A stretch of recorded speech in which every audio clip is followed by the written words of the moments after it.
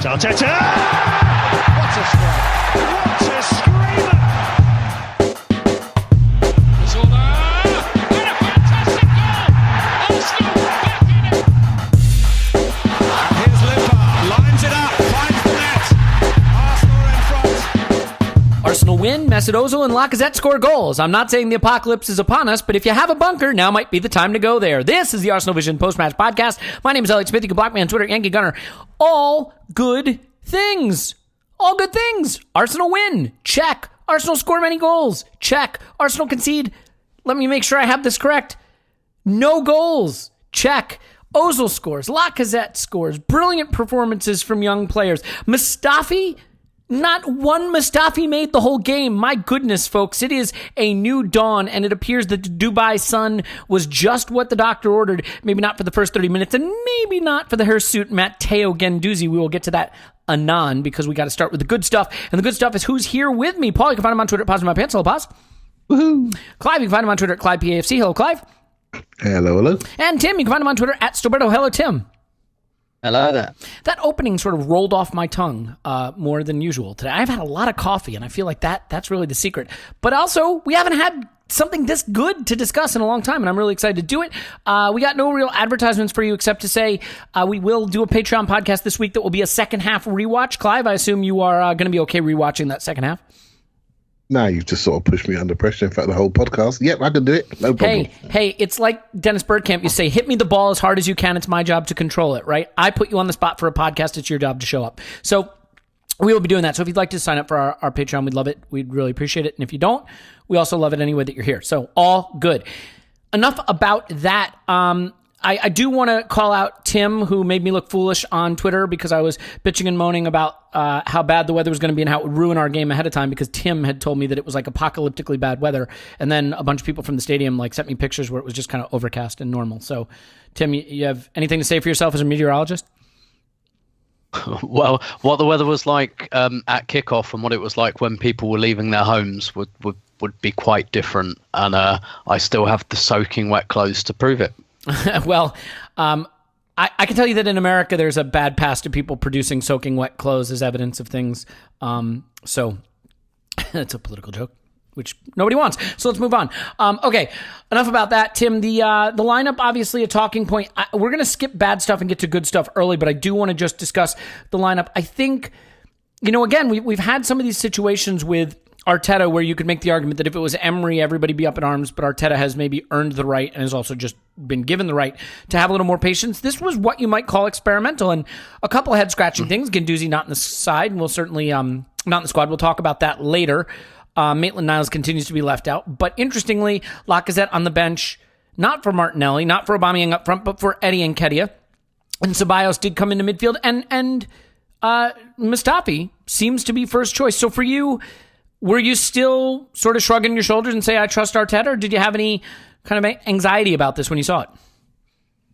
I didn't have anxiety about it, but I guess I didn't really know what to expect because there'd been this 2-week break. I was expecting something different. I just didn't know what that something would be. And I guess Ceballos in midfield and Nketiah were that something. I was really happy to see Ceballos in the starting lineup. I kind of advocated for this when he came back from injury, just to make us well a done, little bit Tim. more. Yeah, and just to make us a little bit more offensively dangerous and keep the ball moving a little bit more quickly. I'm not really sure that happened in the first 30 minutes, and that was my real gripe actually. But Nketiah coming in, I didn't think he'd drop both of Lacazette and Ozil. I suspected one of them would come out.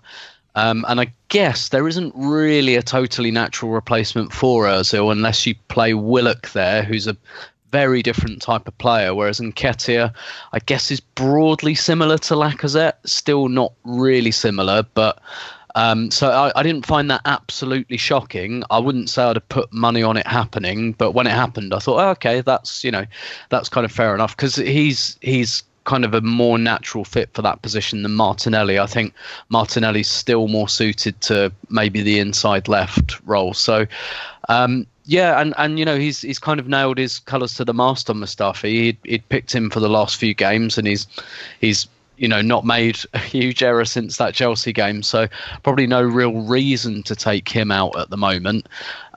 So I guess those things didn't surprise me. I guess what kind of did surprise me was in the first half, Xhaka wasn't really doing that quasi left back role. He was a lot more advanced. He was a lot more pushed up in midfield, and I wondered what Arteta might do to get to juice a little bit more offensive power out of this team. And I think that was it more than the personnel, because the system didn't really change, and some of the players that changed were fairly like for like, maybe not Ceballos so much, but so I thought a thing would happen. I wasn't really sure what it was, but I was okay to roll with it, because I think we'd gone a little bit stale in that last game or two before the break.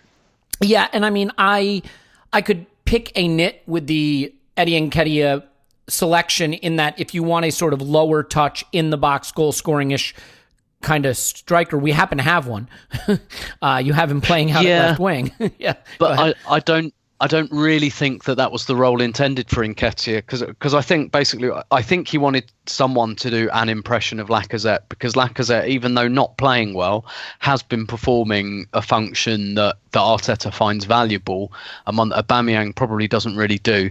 Also, in Arteta's system, as we've seen it, the centre forward role is not the glamorous one. In fact, that's quite an unglamorous role in this setup. The role you really want, if you're picking, is the inside left, and that's why Aubameyang and Martinelli have been the goal scorers, because that's where they've been playing, and actually everything's set up for them to be the goal scorer, because they're the ones we're making space for, whereas the centre forward is the one kind of doing a little bit of the donkey work, and I kind of think that's possibly why he went with Nketiah, not because he thought that he'd be a massive goal threat, but because he thought, well, I can probably get him to do a workable impression of what Lacazette's been doing. Yeah, and my only argument would be that he didn't really, and I think that was sort of part of the challenge, that first 30 minutes that wasn't great. And to be fair, look, when a team doesn't want any of the ball and they want to sit deep and just punt it long to counter you, it is hard to break them down. And we did struggle to do that. And a lot of teams are going to struggle to break down low blocks. And eventually we broke them down. And we will discuss how that happened.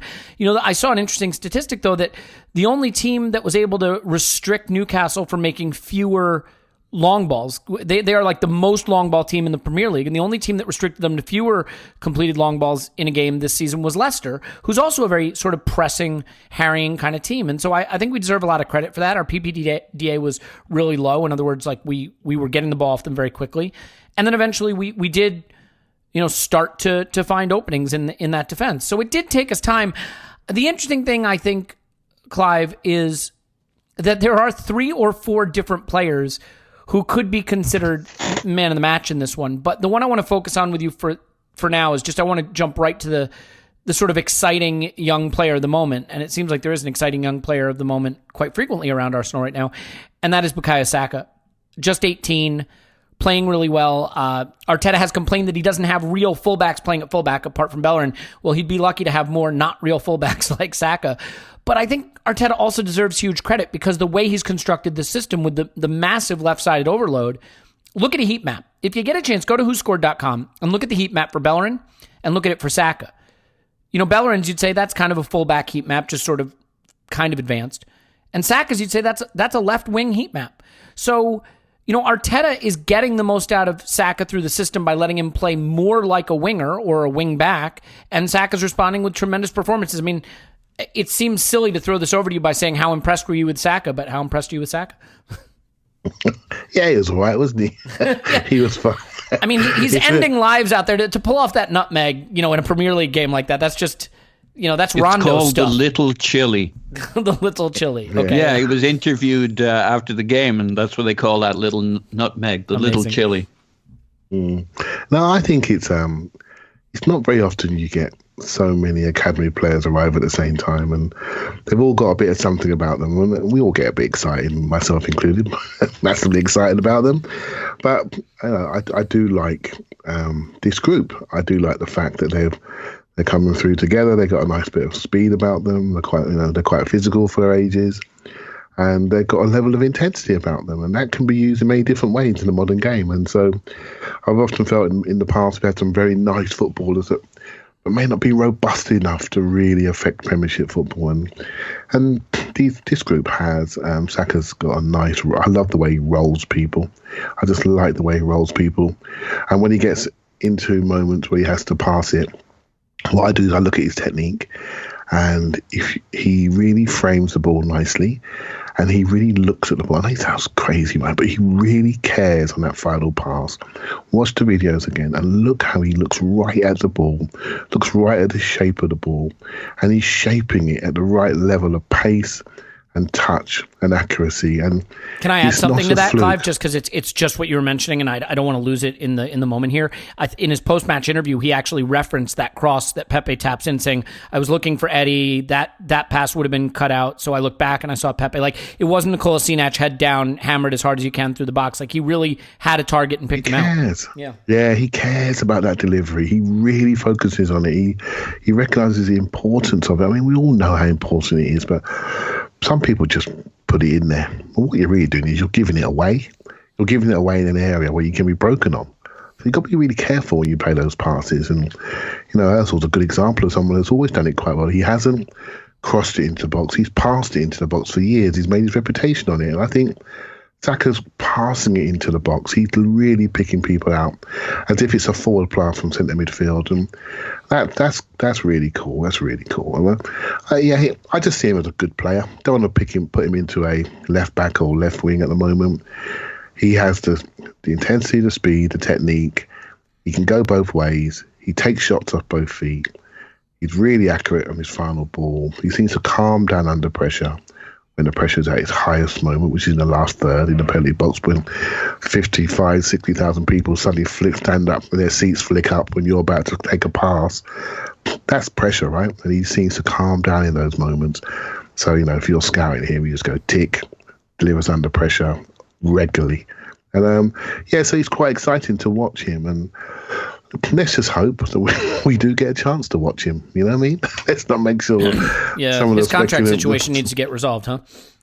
Yeah, it does. And he's probably just snuck up on a few people. But to be honest, everyone's known about him at the club for a long time. He's been through the England pathway as well.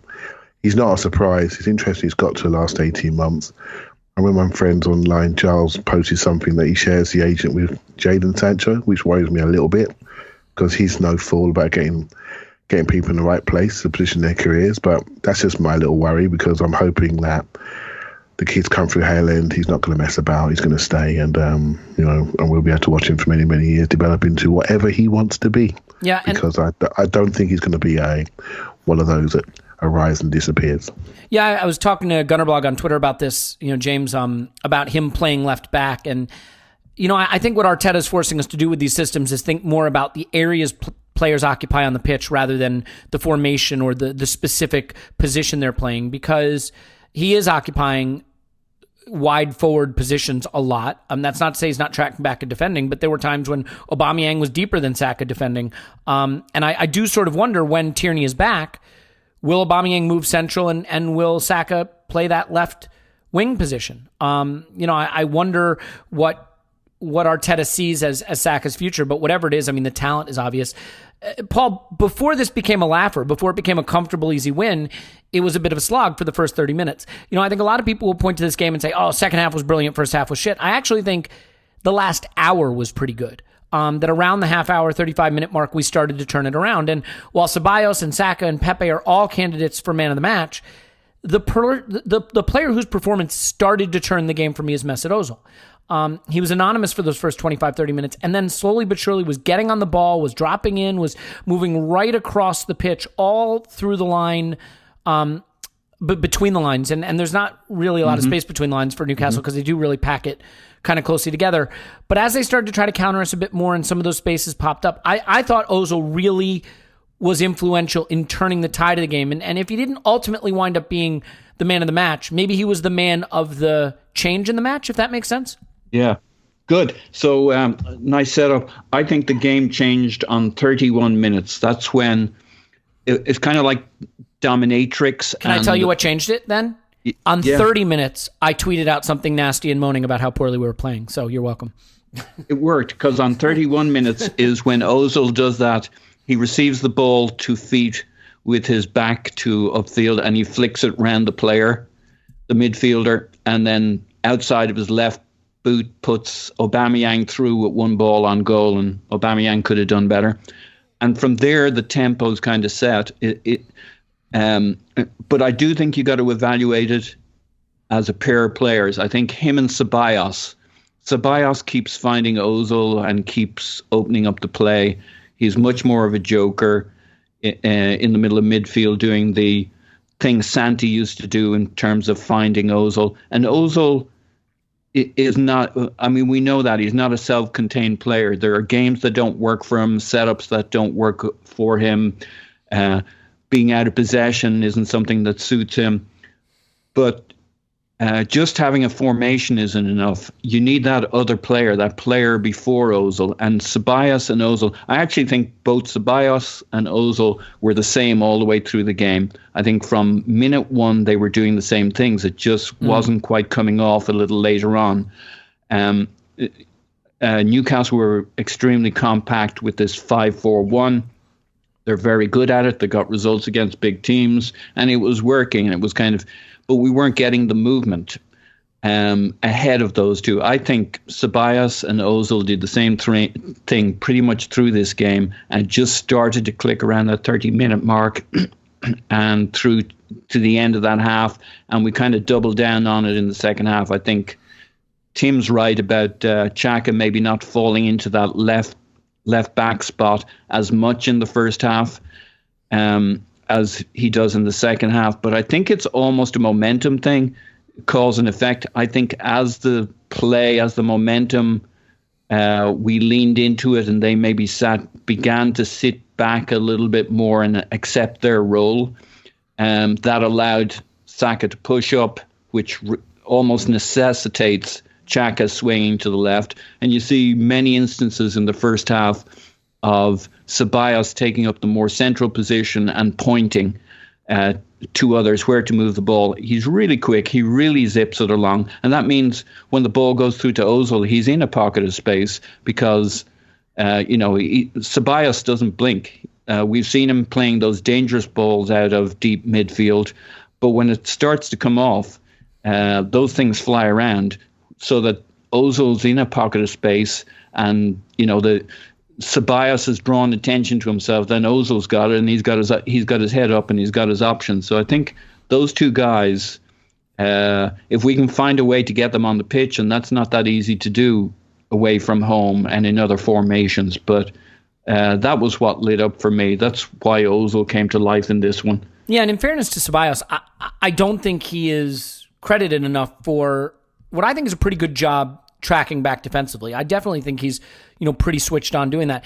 The funny thing with Ozil is just there's a part of me that wants peak Ozil back. And once you sort of accept you're not getting peak Ozil back, you look at a performance like this and you say, that's a really valuable player and a really valuable performance. I don't know if you remember, he played one pass into Nketiah at the top of the box for a snapshot. Like he found him open just inside the box, and Nketiah took it first time right at the keeper. But if you watch that again, if you get a chance to watch the highlight of that particular shot, Aubameyang makes a sensational run, and he's played on by the Newcastle left back. And it's a run that was begging for a through ball. And I think Ozil 5 years ago sees that run, plays that seeing eye ball right into Aubameyang, in on goal. And it's not a criticism of Ozil. It's just this was a really good performance that helped get the result. And if he can produce performances like that, he's still a very valuable player to us. And maybe we just need to sort of put behind us, what peak Ozil looks like, and accept that something like this is still very valuable to have. Yeah, you have a follow-up for that? Yeah, go ahead. I was going to jump in if I've been thinking about this actually, and I've been wondering to what extent rather has Ozil changed, or the way we watched him has changed. Because do you remember when he started? Quite often, I don't know about anyone else, I think this is the experience a lot of people had, but when he kind of first came, I'd go to games and I'd think he didn't really do much today, and then I'd go back and either watch the highlights or look at the data or do both and think, fuck me, he did loads actually. Yeah. Whereas that doesn't seem to happen now. I don't know if like my eyes have adjusted to Ozil or if he's changed. I feel like I can really tell when he's influenced the game and when he hasn't.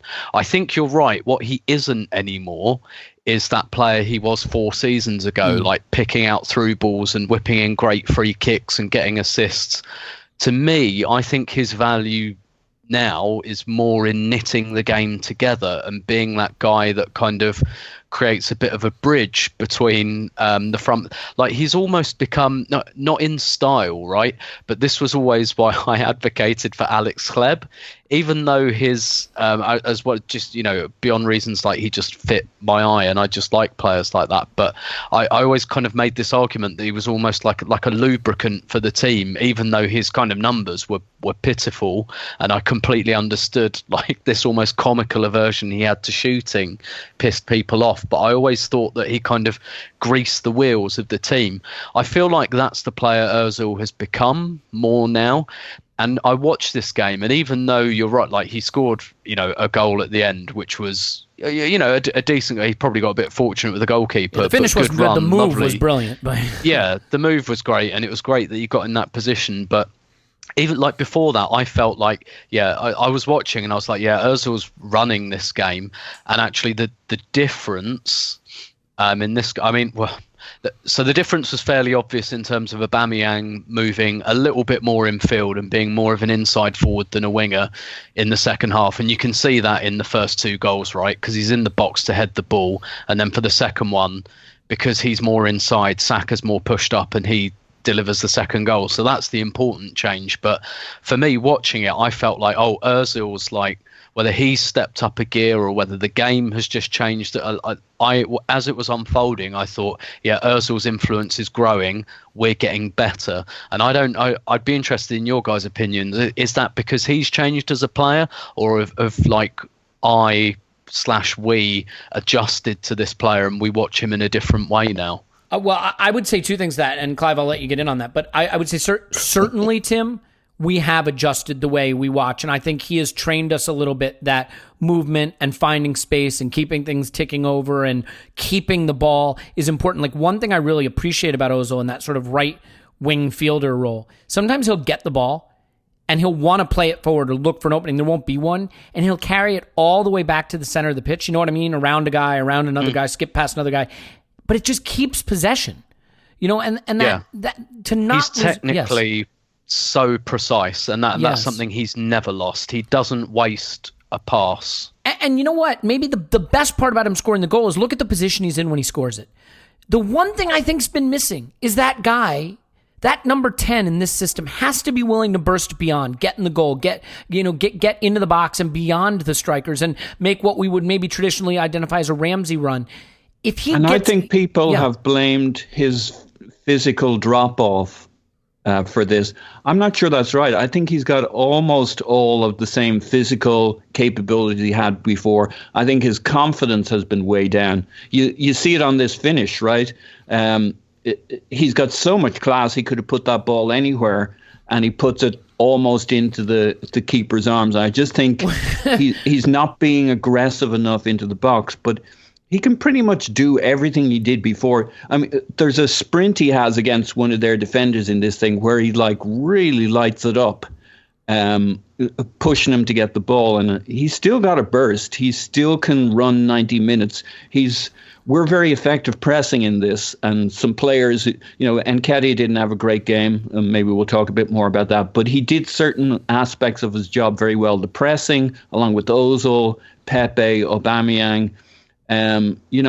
He's putting 90 minutes of physical effort out there, and I think he's to Tim's question. I think it's how we watched him has changed. I think we have much more educated eye and much more critical and discerning around Ozil. He's educated us, but I also think he's dropped a bit more in confidence and his aggression into the final third and beating players and then going on and doing something with it. Yeah, and to be fair, look, I mean, this was a game against a low block, and he got to operate in some positions that he likes to operate in, and I'm sure that helped. Clive, I want to get your take on that too, because then I want to shift over to Pepe, who we have to have a good long chat about. But you want to sort of tie together the conversation about Ozil's performance and influence in this game? Yeah, I've always called Ozil almost like the oil to our engine, and I always judge him on basically how hard he works to get free, to be the oil to get us going. And I think, I said something, I might say it last week, that I think he's created a new normal, and we are now looking at him in a different way. We're not, the player that got the contract was an assist king. Right now, we're not asking him to make assists. We're just asking him, please play well. Just get us going. Please play well. I think we've lowered our standards while he's upped his wages. Against the low block, he's perfect. No one's making him run backwards. I thought he'd done pretty well in this game, but I would expect him to do well in a game where we're playing a team that has the lowest possession of any other 20 teams in the Premier League. So I expect him to be on the ball. I thought Arteta picked an on-the-ball team with him in mind to get him into spaces, to get us going against a low block, to split them apart, which I thought he did increasingly well. I must admit, I watched his game in a bar, drinking again. I watched his game in a bar, and I had this memory of Almiron just running past Saka, Ozil, and Ceballos, and that was my main memory of the first half. And I tend to hold on to bad memories a bit too long. I'm a bit hypersensitive in that regard. But then I can teach you how not to do that, Clive. I don't do that at all. But when the game started to flow, then he's part of the flow. I would, you know what I'd love? I would love him to make that run into the box at 0-0. Be brave. Do it at 0-0. Really hurt teams. Score the first goal. Get the first assist. Be the player that breaks open the game totally and really is brave. That's what I do miss Rams. I miss his bravery, and I miss his I don't give a monkeys. I'm going in there anyway, regardless what's behind me. I wish he was a bit braver and showed a little bit more of the technical bravery and leadership that I'd like to see. But hey, he played well, right? I'm not going to criticise him. He played well. We won 4-0. We hadn't won that long for ages, so fair play to him. But I do think he has created a new normal, which we judge him not by the standards, but we pay him. We judge him in a different way, and I still would like to see a lot more of that on a more consistent basis, away from home and against better opposition. Yeah, and I mean, I do think that there is, call it a drop in physical level, call it a change in tactics, call it a lack of confidence, whatever you want. There's been an unwillingness by him to make that second man run, to burst into the box and beyond the striker and to the goal. And he does it in this game, and he gets a goal, and granted, the game's already won at that point, but I think that doing that more will help unlock the attack. Now, you could argue maybe he's been instructed not to do it.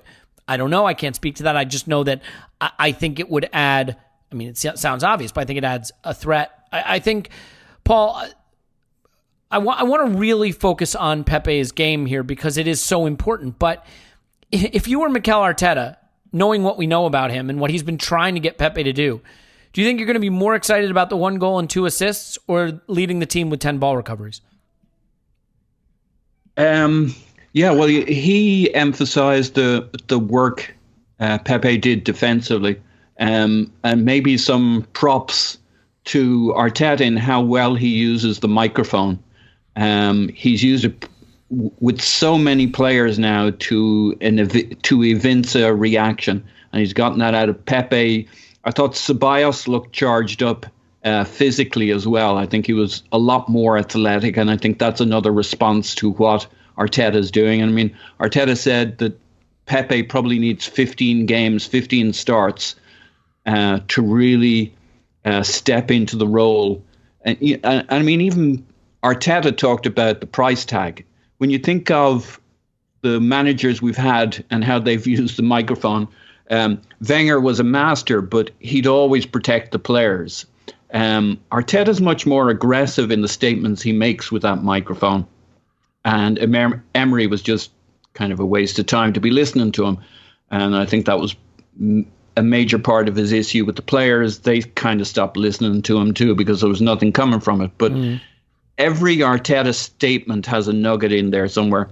I don't know if you caught the Lacazette thing where he said he was so excited by the reaction of the players and the team.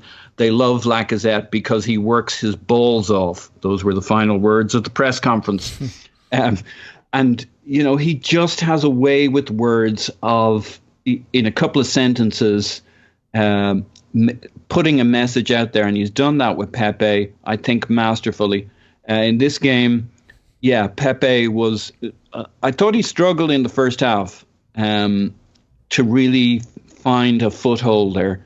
As more than any other player on the attacking end, I think Pepe was the guy really struggling to get into that first half. What I did notice early on, and Arteta talked about it, getting Aubameyang in as a second striker. Aubameyang talked about it, and Aubameyang talked about practicing his headers. Is Pepe on a couple of occasions looked to find Aubameyang swinging in 4 headers, and that was a deliberate tactic.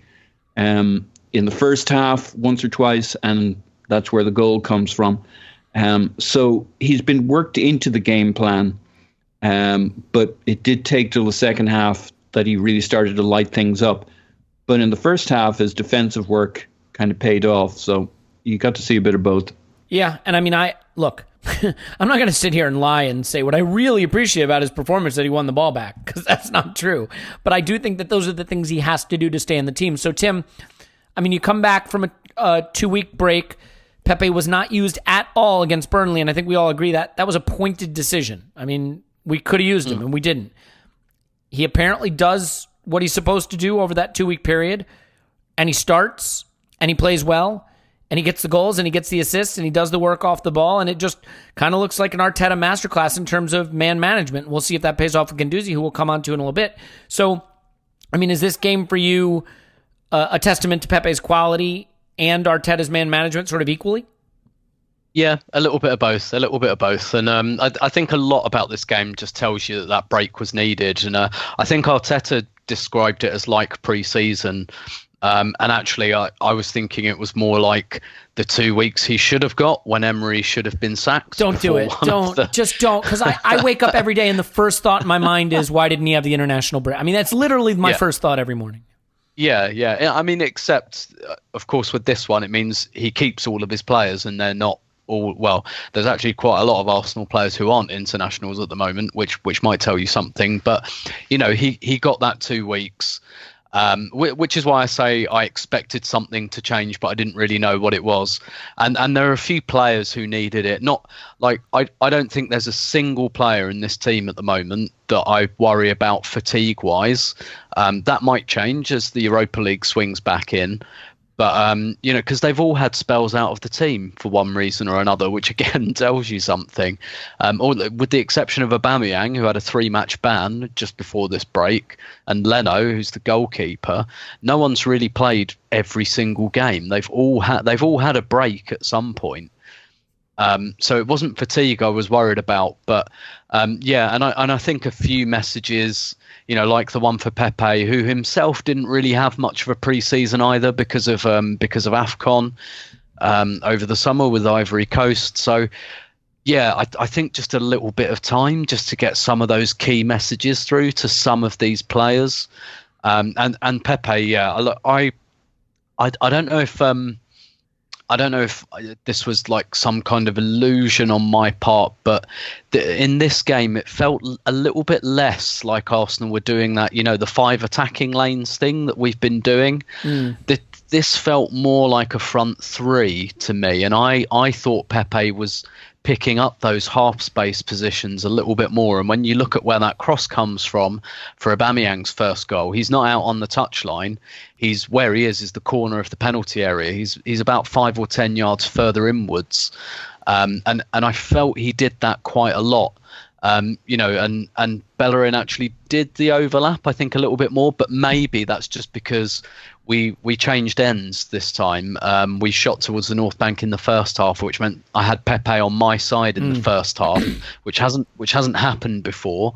So maybe I was just seeing things that I haven't really seen because he's usually on the other side of the pitch at that stage. But I felt like his role was a little bit more prominent. It was a little bit less about holding the width, and I felt like really, particularly in the second half, Aubameyang and Nketiah basically became a front two. And yeah, this felt like, and Xhaka wasn't quite in that left back spot. He was much more central, and actually it's Ceballos who's kind of dropping deep a lot and keeping possession ticking over. So there were some things that were different. Whether they helped to bring out a little bit more from Pepe, to be honest, I'm not sure. I don't know the player well enough yet. All I can say in terms of insight is something different happened, and we got a better result. Now, whether that's sustainable in the mid to long term, we'll see, or whether it's just a series of coincidences. But I felt like he played a slightly different role in this game, and yes, and he did some of the intangibles as well, which to which I say congratulations, keep doing that. Yeah, and I mean, look. First of all, Tim, I mean, look where he scores the goal from. It's dead center, right? I mean, he's standing on the penalty spot, basically. And I just think if this game showed anything about Pepe, it's that, God, get in the box more, get closer to goal more, get into more central positions. I mean, his ability to be dangerous in those positions was clear. And Clive, as far as Pepe's game, I just think it had a little bit of everything. And you could say, well, his first assist to Aubameyang is nothing. It's a floated cross, and Aubameyang does all the work. And by the way, just another reminder that even though he sometimes goes unmentioned and unnoticed, at 0-0, who gets us the goal to put us ahead? Aubameyang, and he basically just makes it happen himself. A clever run to get onto a floated ball and do what he doesn't do very often, which is rise highest and head brilliantly home. So good for him. But you could also say, I mean, Pepe should have had another assist with the ball to Nketiah that he hits the crossbar with. It's a beautiful play. And he sort of has the pre-assist on, is it Lacazette? No, it's Ozil's goal. So I think it's just a great game altogether. Did you see anything different in his positions? For me, one thing I will say to answer the question for you, he seems to me, so under Emery early in the season, he was picking the ball up a lot in our own half, on halfway, and carrying it 15, 20 yards. He was the oil in the engine in a way. He was very direct and he was progressing the ball, but he was starting so deep. Now his positions, I think, where he's receiving the ball tend to be a lot more advanced in the final third, and maybe that's what's paying dividends. Well, that's to do with our back line. That's why it's picking up so deep, because our back line was sitting in the North Bank, wasn't it? So, yeah, good point. So you just take your position up based on what you see behind you, right? So, but I think Tim spotted something that I spotted. I felt the system was far more traditional. I felt we had full-back supporting wide men on both sides, not just the one side. I didn't sense the old overload. I felt we had it as a traditional 4-2-3-1, but almost not 5 channels, but nearly 6. That makes sense, because they were pushed back so far. I felt just the fact that Bellerin supported Pepe, that fixed people. So you got to go 2-on-1. As soon as Bellerin comes and joins in, they can't go and press him. So on the goal, they couldn't really go and press him because Bellerin just shows a bit of interest. They're thinking, what if he sprints past him? I better hold my position here. That's when he taps it inside and floats the cross. Everyone says, Newcastle should stop the cross. Well, they didn't know what to do, stick or twist, because he was supported. On the left-hand side, Aubameyang was supported. And that naturally pushed him in. And that pushed him into the role, which I think he should play a lot more often. He's got to get closer to the goal. It was interesting on his goal, Ozil was outside him. And I'm thinking, not saying that's anything wrong with that, but I'm not saying Ozil should play wider, but I did feel positionally he was far more tactically aware of where he needed to be to hurt people. He was the one charged to hurt people. So to do that, I need to be in there, in that half space, driving in. So the one thing I did see that was different, not just his position on the pitch, but when he knocked the ball off on a couple of occasions, he's then gone after it. So off the ball running has improved. So he's knocked it and he's gone. So he didn't get in third man run or get in the return pass. And that aggression is great. That means you're going to think, well, next time he gets it, he might not knock it and run. He might just dribble it up and carry it. But by making that off the ball run and committing to it, what he's doing is creating space for next time he gets the ball in the dribble. So he's not getting smashed as the ball arrives. So he's much more tactically aware, much more aware that I need to be the man to hurt them. And then he did it. And his positions on the pitch was really, really good. And I felt it's interesting how we all watch the game differently, and lots of people today have been telling me, Clive, you see Ceballos and how well he played. I didn't really see that because I was looking at Pepe. I'm not saying Ceballos didn't play well, but I'm thinking, you're the man just broke open this game. You're the man that's got the killer second goal and created the first goal. I wanted Pepe and Aubameyang just to get closer together because they were the ones that were going to kill them. And eventually, they didn't need to be close together to create the first goal. Obviously, the second goal was lovely, 2-0, job done. But I like the people that do the job at 0-0 when I'm most stressed, who step up, and he stepped up. And I thought he was excellent on the day. Yeah, and I mean, look, he's probably you'd have to think as long as he doesn't go into a huge rut now or doesn't get played, he's going to finish the season in double figures for goals and assists. And for a guy who's basically been slandered as a bust. And had a first half of the season where he didn't play a lot and played for, let's say it, a bad coach who had a team that was playing poorly. I just still think the ceiling on what he can do at Arsenal is as high as he wants it to be. And Arteta seems like the kind of guy to keep him focused. So I'm super optimistic for what's to come from him. I do want to get your thoughts, Paul, on Nketiah. I know he's a guy that you have great affection for, and so I'm glad to sort of discuss him with you. And specifically sort of the interesting decision to have him start this game and really play a lot of the game, even when it seemed like it wasn't working. I mean, look, on another day, he doesn't hit the crossbar, he scores that goal, and that's all it takes as a striker for people to say you did your job and you did well. But overall, I think if I had to judge anyone in this game as having looked maybe just a level below or a little bit off the level required, it gives me no pleasure to say it. I think it was Nketiah. Am I being harsh, or do you think that's a fair assessment? No, I think he'll be a little disappointed he didn't grab the opportunity. He looked a little lost from time to time in his role. Credit to Newcastle, their 5-4-1 was going to hurt him more than anybody. It's a bit like that the game we played with Willock, where he played a number 10 his first time out, and he didn't see, he was in that crowded space. And I think Eddie suffered from that a little bit. I think he made good runs, and the goal with Saka's nutmeg, where Pepe runs into the channel to pick that up, the channel across the box.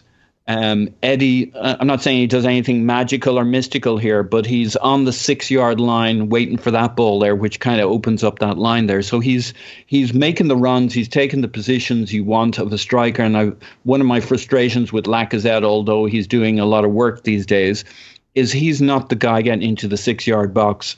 Had Eddie buried that chance, he's exactly where you wanted him to be, and full credit to Pepe for that run and cutback. I think when Eddie relaxes into the role a little bit more, feels he's earned the right to be out there, he'll do a little better.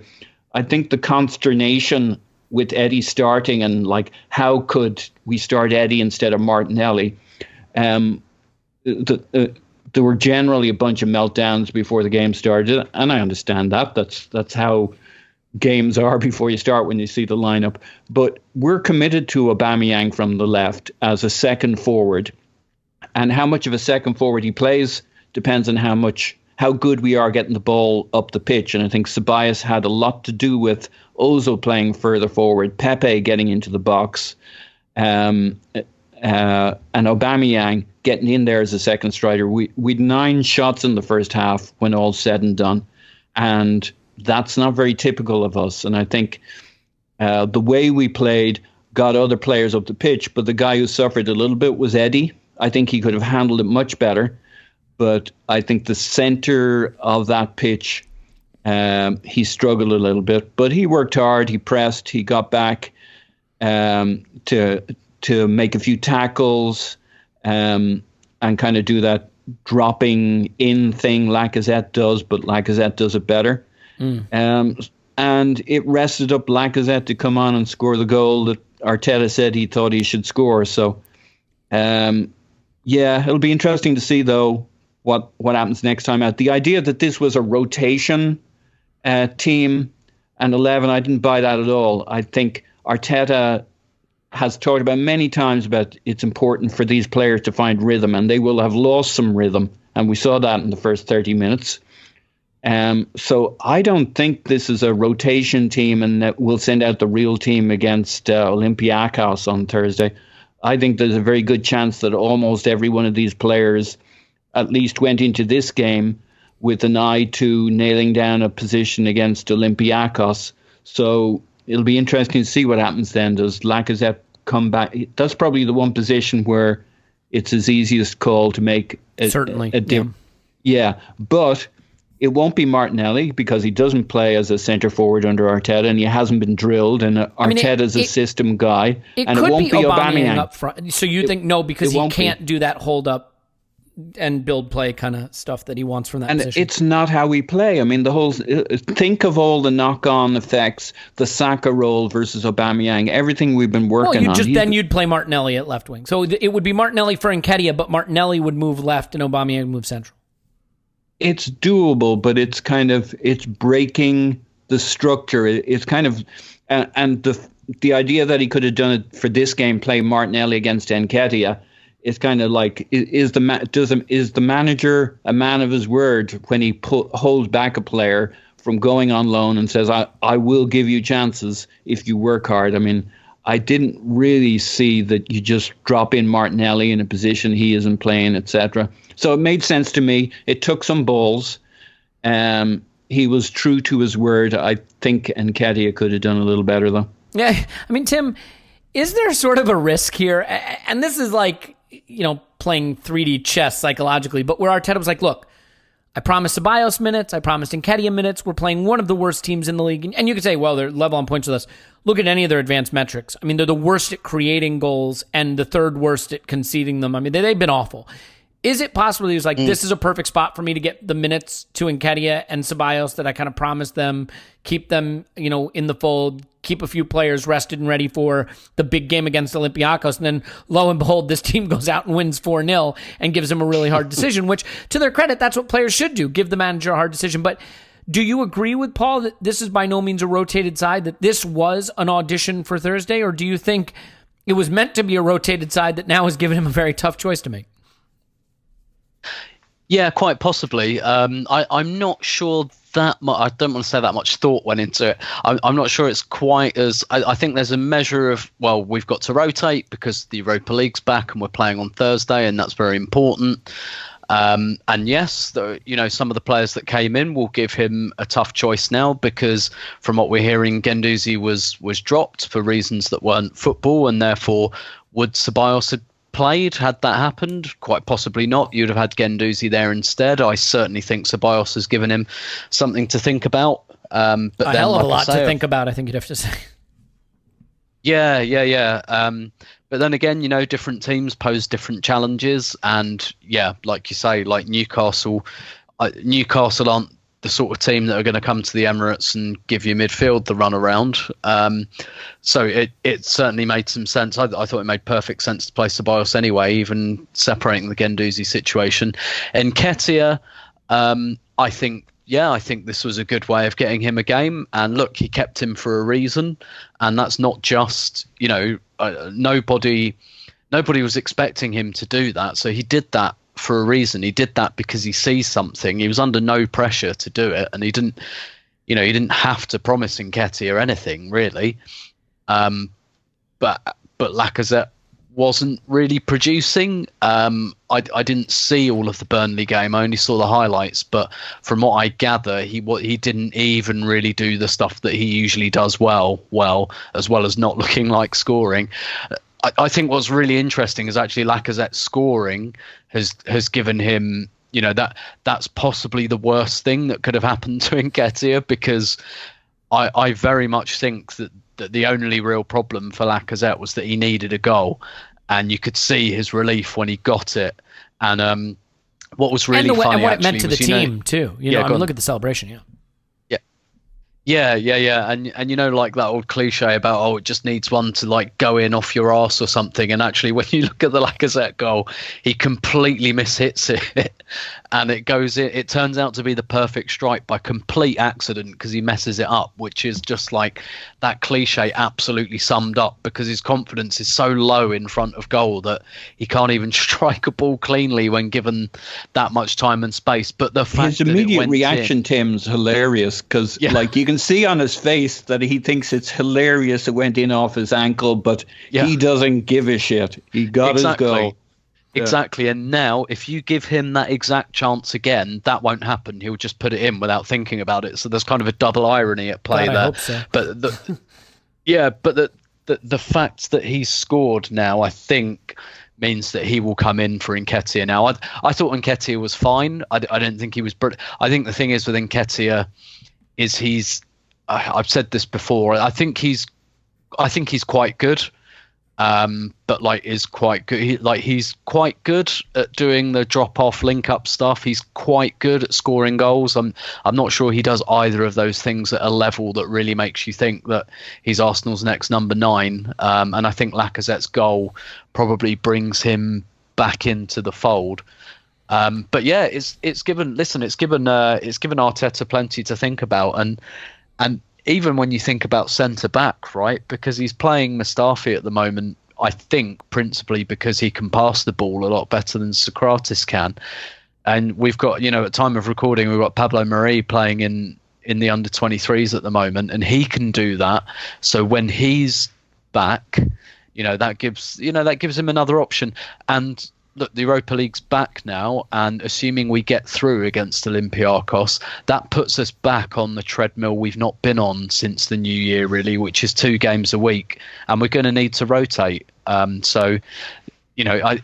kind of not neither here nor there, but the likes of Nketiah, Ceballos, Guendouzi, Torreira, there's plenty of games to go around from this point onwards. Yeah, and I mean, the way this game finished is something we haven't experienced in a while. Just sort of that celebratory atmosphere of, the game's won and you're scoring goals for fun at the end just because why not? And the players are feeling good. And getting that good feeling back into the team just before the knockout rounds in Europe come back. You could not have asked for a better time for this. And it is ironic how football works, right? Because, Eddie Nketiah hits the ball pretty sweetly. He makes good, clean contact, but he hits the crossbar. Lacazette kicks a ball off his own foot and scores. And that might be the difference between Lacazette getting his place back and Eddie losing his. And by the way, I'm not saying that Eddie was good enough generally to keep it, but those are the margins. Clive, one thing that I think people scratch their heads about a little, look, we had Unai Emery, who the minute the first ball was kicked, was wondering if it was too early to make his first substitution because he had gotten everything wrong from the start.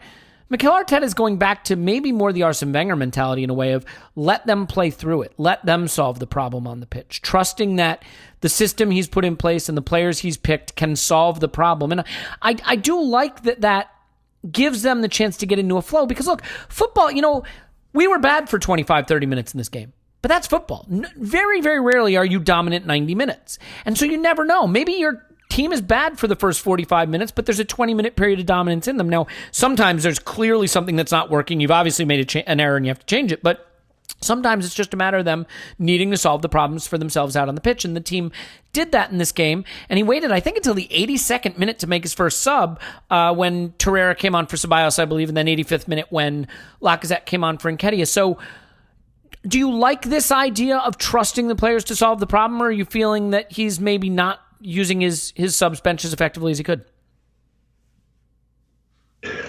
You were breaking up for me a bit there, so I presume that was to me. Yeah, sorry, that's to you, Clive. I'd be happy to ask it to someone else if you'd like to just have a drink and take the night off. No, I couldn't hear, but it's no problem. But, do you want the question again? Basically, how he's using the subs bench. Yeah, I like how he's managing this group of players, full stop. I think he's rewiring the club. That's what he's doing. He's doing something which I think, I don't want to overstate it, but I think it's spectacular what he's actually trying to do. Because what he's actually doing, he's trying to rewire a new culture into the club, a new set of this is how we behave, a new set of success criteria. Everything that he seems to be doing is about this is what you need to do. This is how you behave. This is how you train. When you do these things well, you are going to play. I don't care about what your name is, and then I'm going to give you a chance, and then I'm going to keep on the pitch as long as possible, give you a fair go. I'm going to back my decision. And so everything that he's doing is around that at the moment. I think it's a very brave thing to do, because when you get your first job, the first thing you're thinking about is, I need a result. I need a result. I need a result at all costs. And what he's doing is he's not putting himself first. He's putting the club first. And the players can see this. And because he's looking over the horizon, they're thinking he's not scared. He's not scared to drop me. I need to get into his good side. I need to get into his good side. And so now the players are in his hands rather than the other way around. I felt previously sometimes the players have been too strong, and he's holding his line, and he is saying, no, Eddie's playing, are you going to get good time? And I agree with him. I thought he did well in the game. I didn't think he had anything wrong with him. Other players are on the pitch. They're getting good time. You can't say you had an opportunity to be dragged off after 45 minutes. You're getting good time. I like what he's doing. And also giving himself time to get a message across about how we're playing and how he wants us to change how we're playing. And so when you're a player, you're thinking, okay, I'm there, half-time's come, I've got a chance to fix this now. So when I come out in the second half, it's in my hands to turn this around and do what he says, up the energy, up the speed, up the intensity, up the quality, bang, 2-0, just after 15 minutes into the second half. It's a different game. We can now play the game we want to play. We can have smiles on our faces until they hit the post, smiles on our faces, and then we go from there. So I quite like it. I quite like what he's doing to re-establish the sort of the Arsenal way. He's almost doing an Arteta way. He's re-establishing something that I think I am so excited about what I'm seeing. I'm holding back.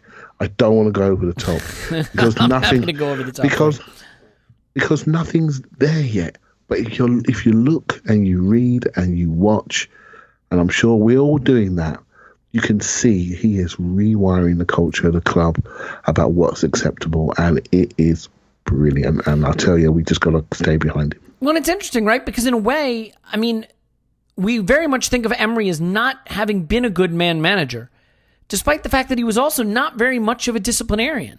And Arteta seems to be much more of a disciplinarian, but certainly appears to have buy-in and have, players on side with that. So I think players crave that direction. Yeah, go ahead. Sorry, you're breaking. Sorry, mate. Oh, no, go ahead. Yeah, go for it. One last thing, what he's doing, when you come in and you start talking about things like non-negotiables, we all listen and go, oh yeah, non-negotiables, great. He's creating new standards, well done, blah, blah, blah, get the new manager bounce, all the rest of it.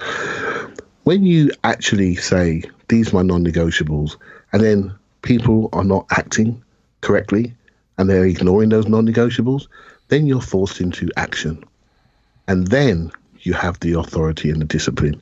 Because if you decide, well, actually, these guys are not doing what I want them to do, so they're not playing. And to play, you have to do this. And when they do it, then they play. And then he's highlighting to it afterwards, saying Ceballos was a great example. He wasn't fit enough. He wasn't training well. Now he's training well. Didn't he play well? Done. That's the message to the whole dressing room, to the whole club, about what really counts. There's a couple of people sulking at the moment. I'm sure you're going to get onto them. A couple of people sulking. It's up to them. You come and join the show, or you don't. But the show's not changing. The show's going to go on without you, right? And the people are on board. They're on board, and they're going to have the time in the limelight where you're sitting there in the coat, right? So you got to decide what you want to do, and I think it's great what he's doing.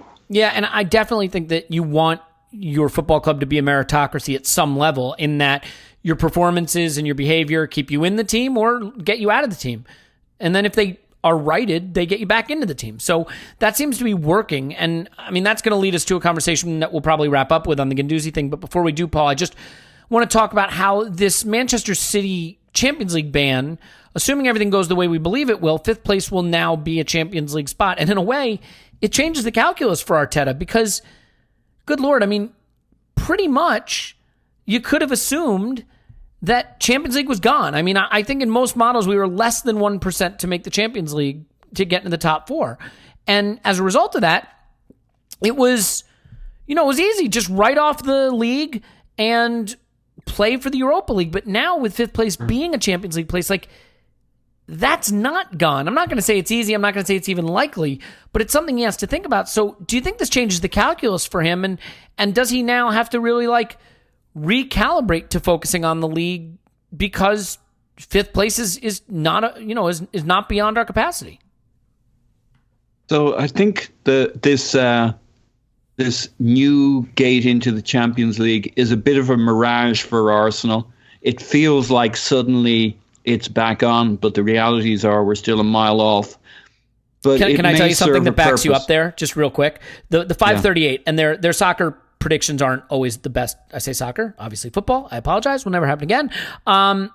But basically, I think we went from less than 1% in their model to now 2%. So our chances more than doubled. Yeah, exactly. So you're saying there's double the chance. So you're saying there's a chance, exactly. Yeah. But it does feel like it's back on. And he said something like that himself, that after the Burnley game, it felt like we were screwed. But now, in brackets, because of this Newcastle game. But I think he didn't want to say the words because him and City and Pep, he doesn't want to be opening that door in that conversation piece. But obviously, it just feels like it's possible again, which I think serves the purpose that you need a carrot for our collective donkey to chase. Hang on, I'm not sure about this analogy. You can't send out experimental teams for the Premier League and rest players and rotate in the Premier League, knowing it's a hollow exercise you're going through and it's all about the Europa League. I don't think that works. I think you've got to believe that you're the Premier League still on and play in that way. If when the rubber meets the road in the Europa League, you're sending out a hardened team that's got its rhythm, that's got its focus. As soon as the Premier League looks like a bit of a hollow exercise, I think that's going to impact your Europa League. So we need at least the illusion of the Champions League places. I don't think it's realistic. It's not so much the gap to fourth or the gap to fifth. It's also all the teams between us and there who are good teams. Wolves are not going to just cough up their spot ahead of us. United are still United. They're this weird club that play terrible, and every time you watch them, you think they're awful, and yet their stats are okay, and their position in the table still kind of has a certain floating with gravity. So they're always going to be around that six-ish mark. Tottenham are unfortunately good enough, apparently, with Mourinho there. Well, God, they got rescued at the end. I mean, the thing that's so frustrating is if they draw that Sheffield game, or Villa game, which they should have, they'd be on 38 points, and that means we'd be looking up to fifth place Sheffield, just 5 points ahead of us. So, yeah, that was a big turning point. It was, and I think they're good enough with Mourinho, and I always said I thought their squad kind of suited Mourinho. I think they'll eke out enough points that they're not going to fall precipitously, which is what we need. I don't think any of the teams between us and the top four are intimidatingly great. We've just given them too much ground. So we might pull back one or two of them because they drop, but they're not all going to drop. But it may serve its purpose that the carrot is there, that our season feels alive until long enough that the Europa League can then take over. Yeah, and I mean, a lot of this will be clarified relatively soon because I believe the Manchester City game has been rearranged. Does anybody know, do we have a date for when the Manchester City game will be? Has that been announced? It hasn't, right? So, no. So, I mean, we're home to Everton after the first leg of the Olympiacos tie. We're then, we got FA Cup, we got Olympiacos again. Then we're home to West Ham. Then we're at Brighton, at Southampton, home to Norwich, before we go to Wolves, Leicester, Spurs, Liverpool. I mean, basically, whether fifth place is realistic or not, sort of like the Project 36 earlier in the season, we need max points from Everton at home, West Ham at home, Brighton away, Southampton away, Norwich at home. If we can do that, and it's doable, I mean, we've had easy runs that look doable that we butchered earlier in the season, but then I think you'd look at the table and we would be in touching distance, and it could get really interesting. And maybe that 2% chance turns into who knows, even a 4% chance. Let's end on this, Tim. Unfortunately, look, a day of great football, a day of goals, some great goals, some really much needed lift to the club. Unfortunately, one little black mark on it is the reports of a rumored bust-up between Arteta and Guendouzi. Started on the training pitch in Dubai, continued to the hotel that evening, left out. Arteta asked about Ceballos, interestingly said his behavior and training was wrong. His behavior has been better, and his performance was what I wanted. As a contrast to him saying, when asked why Guendouzi wasn't playing, basically saying that he needs to get his behavior right, and his behavior hasn't been right. So it does appear that there is fire to the smoke. My question to you is just, how big a deal is this, or is it no deal at all? At the moment, no deal at all, really. As you've kind of illustrated there, he's kind of said something similar about a couple of players now, Pepe, and in the short term, we can say he's got a tune out of him. He he defended Ozil a bit more, didn't he, during this break, where he said, look, it's going to take him a while to get back to his level, and I think that probably hints at what Paul was talking about his confidence. And he's said this about other players at this stage, and Ceballos, who he seemed to be very lukewarm on. And I think basically Arteta's trying to do what Emery was trying to do, which he recognises that the culture at this club needs to change. And I think we all recognise that. And Emery recognised it too. I think the problem Emery maybe came up against was that he tried I'll go for the biggest guy in the room. I'll try and take out the biggest guy in the prison to get some respect. And it's ballsy, but if it doesn't work, you'll end up with a pickaxe in your head in the middle of the night. And that's kind of what happened with Emery. And also he kind of, I guess he muddled it and et cetera, et cetera. I kind of trust, and maybe it's like a kind of confirmation bias on my part. I trust Arteta more with this message because I think he's clearer with it. And I think it's also clear that he'll, maybe reward is the wrong word, but it's kind of like, yep, Ceballos wasn't quite doing it in training. Now he is, gets picked, plays well. Thank you very much. Pepe wasn't quite, left out. Bucks his ideas up, gets picked, has a great game. Thank you very much. Everyone feels a bit nicer about that. So at the moment, I'd say there's nothing really to worry about. Obviously, if it becomes an ongoing issue, then there is. And that might test Arteta's mettle as well. If that happens, albeit Guendouzi is different to, Emery tried to take on Ozil and to some extent Ramsey. And that's quite different. And from some of the stuff Lauren Koscielny has said, and what he did, it kind of makes you wonder what their relationship was like as well. But I just think maybe Arteta's got the people skills here, and that this is like real meritocracy and not just a case of I'm going to go for the biggest guys to make a point. Maybe that's unfair of me to say that about Emery because I don't know that that's the case. Maybe that's just the way things panned out. And to be fair, Pepe maybe falls into that category, and Arteta said stuff about him as well. But I think everyone recognises really that the culture at Arsenal needs to change.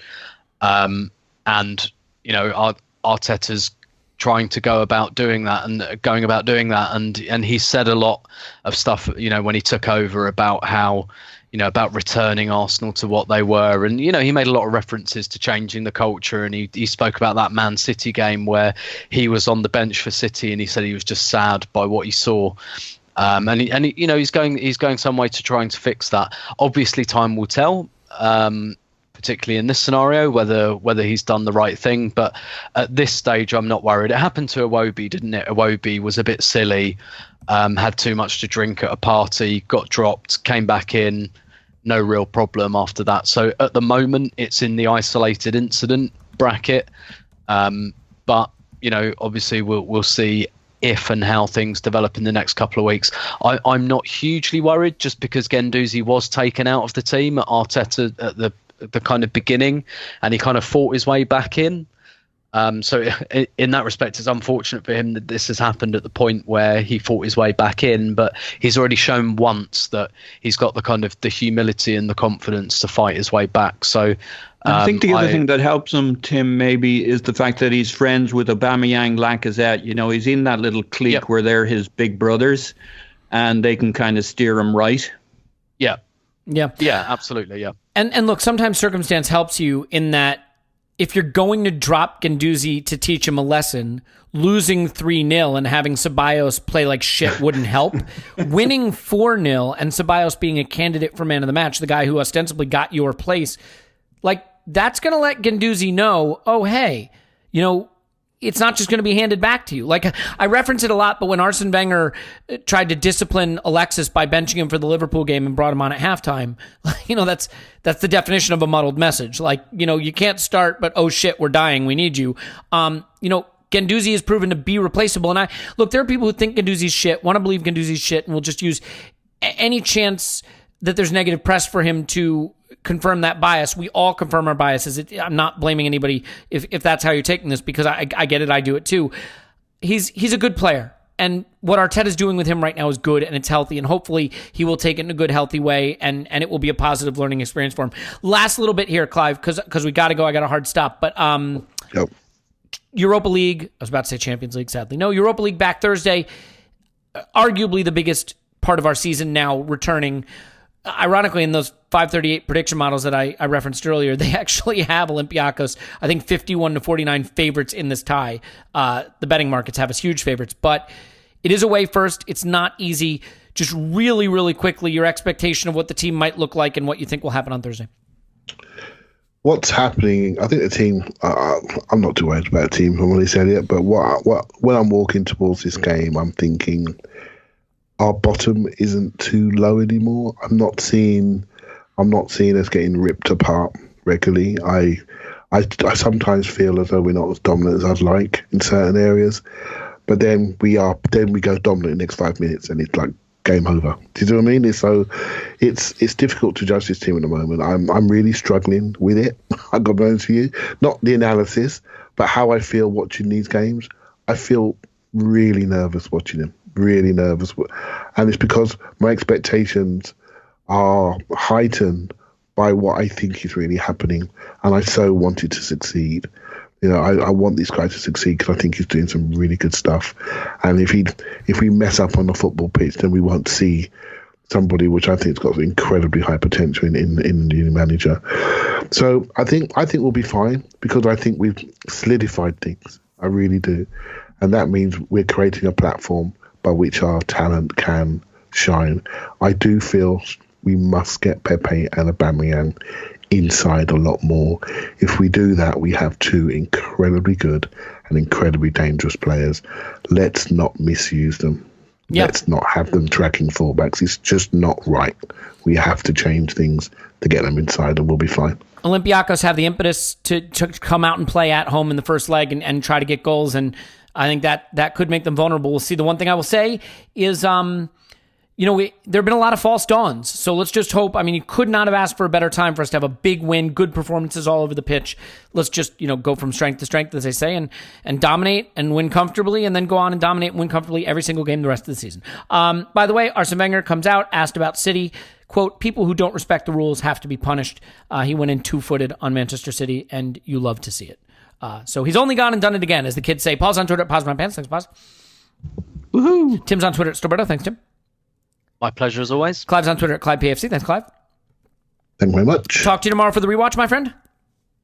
You got it. Okay, if you want to rewatch and enjoy the second half of Newcastle Arsenal, you can anytime without us. But if you'd like to do it with us, sign up for Patreon. It'll be out tomorrow. In any event, we love you. More to come this week, and certainly a post-match podcast after the European tie as well. And all good things. Continue to grow and build and develop under Arteta. Very exciting. We'll talk to you after Arsenal 10, Olympiacos news.